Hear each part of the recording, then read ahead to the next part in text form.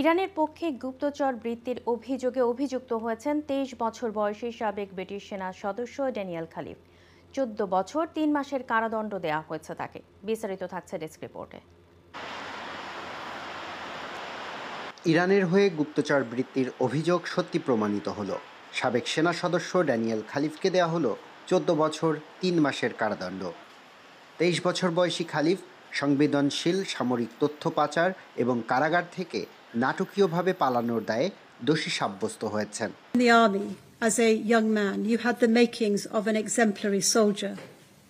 However, through the repeated violation of your oath of service, you showed yourself to be instead a dangerous fool. The only sentence open to me. খালিফ ২০১৮ সালে মাত্র ১৬ বছর বয়সে British সেনাবাহিনীতে যোগ দেন। অল্প সময়ের মধ্যেই যোগাযোগ স্থাপন করেন ইরানের গোয়েন্দা সংস্থার সাথে।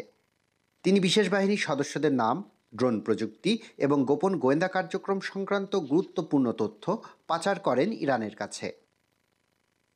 ২০২৩ সালের জানুয়ারিতে তার বিরুদ্ধে আনুষ্ঠানিক অভিযোগ আনা হয়। পরে আগস্ট মাসে কারাগার থেকে পালান তিনি। পরে তাকে ধরতে ২,৫০,০০০ পাউন্ডের বেশি খরচ করে যুক্তরাজ্য police. Lipton Kumar, ion, news desk.